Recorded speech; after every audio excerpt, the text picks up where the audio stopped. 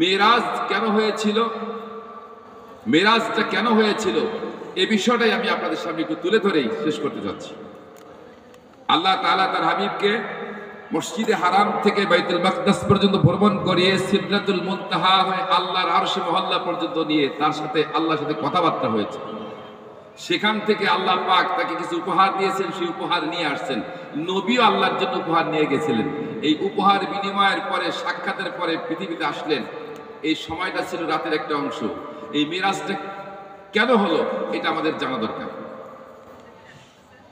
বিশ্বনবী জনাবে মুহাম্মদ রাসূলুল্লাহ সাল্লাল্লাহু আলাইহি ওয়াসাল্লাম মক্কায় যখন কালেমার দাওয়াত দিচ্ছেন, তাওহীদের দাওয়াত দিচ্ছেন, কালেমার দাওয়াত দিচ্ছেন, লা ইলাহা ইল্লাল্লাহ, আল্লাহ ছাড়া কোনো ইলাহ নেই, আল্লাহ ছাড়া কোনো আইনদাতা নাই, বিধানদাতা নাই, রিজিকদাতা নাই, আল্লাহ ছাড়া কোনো হুকুমকর্তা নাই, এবং মুহাম্মদ রাসূলুল্লাহ সাল্লাল্লাহু আলাইহি সাল্লাম আল্লাহর রাসূল। এই ঘোষণা পাওয়ার পরে মক্কার কাফের মুশরিকরা আমার নবীর উপরে বিভিন্ন ধরনের নির্যাতন করতেছিলেন। নবীকে এমন নির্যাতন করতেছিলেন, বিশ্বনবী মুহাম্মদ রাসূলুল্লাহ সাল্লাল্লাহু আলাইহি ওয়াসাল্লামের সাহাবীদের প্রতি নির্যাতন করতেছিলেন। ঠিক সেই মুহূর্তে রাসূলের চাচা আবু তালেব এই দুনিয়া থেকে বিদায় নিয়ে চলে গেলেন। আল্লাহ রাসূলের চাচা আবু তালেব রাসূলকে এত ভালোবাসতেন, রাসূলের চাচাতো ভাই আলী এবং জাফর রাদিয়াল্লাহু তাআলা তারা বলেছেন, বিশ্বনবী আমার বাবা আবু তালেব, আমার বাবা রাসূলকে এত ভালোবাসতেন, আমাদের চাইতে বেশি ভালোবাসতেন, এত ভালো রাসূলকে বাসতেন, রাসূলকে ছাড়া আমার রাসূলের চাচা আবু তালেব থাকতে পারতেন না। কখনো হিজরতে যাওয়ার সময়, ব্যবসার বাণিজ্যে যাওয়ার সময় আল্লাহ রাসূলকে নিয়ে যেতে হতো, এত ভালো রাসূলকে বাসতেন। বিশ্বনবী যখন শিয়াবে আবি তালেবের মধ্যে আল্লাহ রাসূলকে যখন জেলখানার মধ্যে আটকে রাখা হলো, বাইরের থেকে খাবার দাবার সব বন্ধ হয়ে গেল, সেখানে কোনো বাইরে থেকে খাবার দিচ্ছে না। আল্লাহ রাসূলের সাহাবীদেরকে নিয়ে যখন সেখানে তিনি ছিলেন, ওই সময় রাসূলের সঙ্গে তার চাচা আবু তালেব ছিল।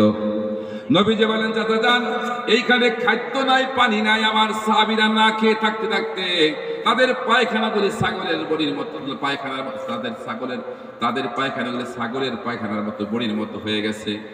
গাছের পাতা খাইতে গিয়া বাবলা গাছের কাঁটা ঢুকে মুখগুলি মুখে রক্ত বের হচ্ছে। ইয়া রাসূলুল্লাহ, খাদ্য নাই, পানি নাই, আপনি এখানে কেন থাকেন? আপনার তো কোনো অসুবিধা নেই, আপনি চলে যান। বিশ্বনবীর চাচা বলেন, ও ভাতিজা, আমার জীবন চলে গেল, তোমাকে ছেড়ে আমি যেতে পারবো না। এই কষ্টটা রাসূল করেছেন শিয়াবে আবি তালেবের মধ্যে। রাসূলের চাচা আল্লাহ রাসূলকে ভালোবেসে করেছিলেন, এত ভালোবাসতেন। সেই প্রিয় চাচা যখন চলে গেলেন, রাসূলের হৃদয়টা ভেঙে গেল, কষ্ট পাচ্ছেন। এই মুহূর্তে রাসূলের প্রিয়তমা স্ত্রী খাদিজাতুল কুবরা রাদিয়াল্লাহু তাআলা চলে গেলেন। আল্লাহ রাসূল খাদিজাকে এত ভালোবাসতেন, রাসূল সাল্লাল্লাহু আলাইহি ওয়াসাল্লামকে খাদিজা অনেক ভালোবাসতেন, রাসূল খাদিজাকে ভালোবাসতেন। এই স্ত্রী যখন চলে গেলেন, কেমন স্ত্রী! বিশ্বনবী মুহাম্মদ রাসূলুল্লাহ সাল্লাল্লাহু আলাইহি ওয়াসাল্লাম একদিন রাতের বেলা উঠে নামাজ পড়তেছেন।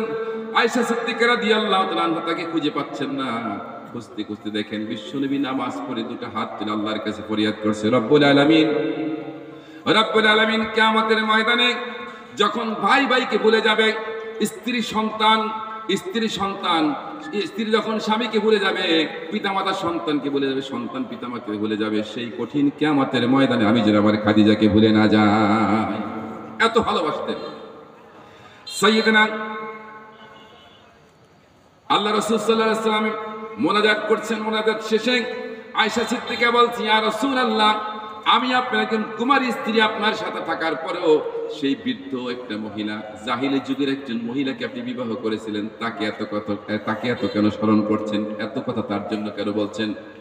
আল্লাহ রাসূল একটি বর্ণনায় আসছে, রাসূল কখনো জীবনে স্ত্রীদের গায়ে হাত তোলেন নাই। সেই দিন এত কষ্ট পেয়েছিলেন, আয়েশার চোখে এই জামিটা চিপে ধরছেন আর বলছেন, এমন কথা কোনোদিন বলবে না, খাদিজা সম্পর্কে এমন কথা কোনোদিন বলবে না। তোমরা হচ্ছে আমার সুখের দিনের স্ত্রী, আর আমি হচ্ছি, আর খাদিজা হচ্ছে আমার দুঃখের দিনের স্ত্রী। তোমরা আমার সুখের দিনের স্ত্রী, আর খাদিজা হচ্ছে আমার দুঃখের দিনের স্ত্রী। যেদিন এই পৃথিবীতে আমার অনেক কষ্ট ছিল, সেদিন আমার সঙ্গে ছায়ার মতো ছিলেন, আমার মতো ছাতার মতো, ছাতা মাথায় দেওয়ার মতো আমার সঙ্গে ছিলেন খাদিজা। আয়েশা বলছি, ইয়া রাসূলুল্লাহ, বেয়াদবি মাফ করেন, আমাকে ক্ষমা করে দেন, খাদিজার সম্পর্কে আমাকে একটু শোনান। বিশ্বনবী বলে, শোনো, আমি যখন দিনের দাওয়াত দিতে গিয়া ময়দান থেকে যখন ফিরে আসতাম, গভীর রজনীতে যখন ফিরে আসতাম, একটা বার ডাক দিতাম খাদিজা, বলার সঙ্গে সঙ্গে দরজাটা খুলে দিত। কি পৃথিবীর মা বোনদের জন্য হযরত খাদিজার জীবনী আদর্শ হচ্ছে একটি উত্তম আদর্শ। আল্লাহ রসুলের স্ত্রী খাদিজা, রসুল যখন একটা ডাক দিয়েছে, খাদিজা বলার সঙ্গে সঙ্গে দরজা খুলে দিয়েছে। রাতের গভীরে একটা ডাকে দরজা খুলে দিয়ে রসুল সাল্লাল্লাহু আলাইহি ওয়াসাল্লাম বলেন, ও খাদিজা, একটা বার ডাক দিলাম, সঙ্গে সঙ্গে দরজাটা খুলে দিলে, তুমি কি ঘুমাও না? আল্লাহ নবীর স্ত্রী খাদিজা বলছে, ইয়া রাসূলুল্লাহ, আপনি দিনের মেহনত করতে গিয়া, দিনের কাজ করতে গিয়া, তাওহীদের দাওয়াত দিতে গিয়া ক্লান্ত শ্রান্ত হয়ে দরজায় এসে ডাক দিয়া খাদিজা খাদিজা বলে ডাকাডাকি করবেন, আপনার কষ্ট হবে, আমার বেয়াদবি হয়ে যাবে, এই ভয়তে আমি দরজার সাথে হেলান দিয়া দাঁড়ায়া দাঁড়ায়া ঘুমাই। বলেন সুবহানাল্লাহ। সেই স্ত্রী, যে স্ত্রী ইন্তেকালের পরে সাহাবায়ে আজমাইন সহ বিশ্বনবী যখন তাকে কবরের মধ্যে রাখলেন, সকল সাহাবীরা চলে গেছে। আবু বকর রাদিয়াল্লাহু আনহু বলছেন, ইয়া রাসূলুল্লাহ, চলেন। আল্লাহ রাসূল বলেন, ও আবু বকর, তোমরা চলে যাও, আমি চলে যেতে পারি না, আমি এখানে থাকবো, আমি আমার খাদিজার জন্য দোয়া করব। এখনই তাকে প্রশ্ন করে, মার রব্বুকা মা দীনুকা মান নাবিয়্যুকা, এই প্রশ্নগুলির জবাব দেওয়ার জন্য আমি আমার আল্লাহর কাছে এখন ফরিয়াদ করব। আল্লাহ জিবরাইল পাঠিয়ে দিলেন, ইয়া রাসূলুল্লাহ, আপনার অপেক্ষা করতে হবে না, আপনার পক্ষ থেকে আল্লাহ রাব্বুল আলামিন নিজেই তার জবাবের ব্যবস্থা করে দিবেন, আপনি নিশ্চিন্তে বাড়ি চলে যান। বলেন সুবহানাল্লাহ। সেই স্ত্রী যখন চলে গেলেন, বিশ্বনবী মুহাম্মদ রাসূলুল্লাহ সাল্লাল্লাহু আলাইহি ওয়াসাল্লাম ভারাক্রান্ত হৃদয়, এইভাবে আল্লাহ রাসূল যখন অত্যন্ত চাচাকে হারা, স্ত্রী হারা, এই পরাক্রান্ত হৃদয় নিয়ে বিশ্বনবী মুহাম্মদ রাসূলুল্লাহ সাল্লাল্লাহু আলাইহি ওয়াসাল্লাম যখন সময় কাটাচ্ছেন, এদিকে বিশ্বনবী তায়েফের ময়দানে দ্বীনের দাওয়াত নিয়ে গেলেন।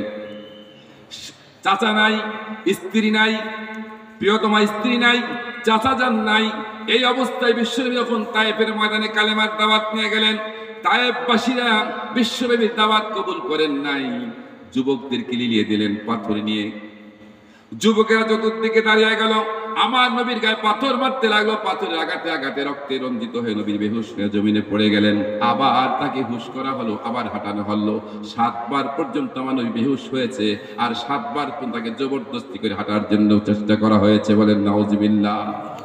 নবীর সমস্ত শরীর রক্তে রঞ্জিত হয়ে গেল, যত মোবারক আটকে গেল। জিবরাইল এসে বলছে, ইয়া রাসূলুল্লাহ, আপনার উপর অত্যাচার আকাশের ফেরেশতারা সহ্য করতে পারছে না, বরদাস্ত করতে পারছে না, আপনি হুকুম দেন দুদিকের পাহাড়কে একত্রিত করে সমস্ত তায়েফবাসীদের আমি শেষ করে দেই।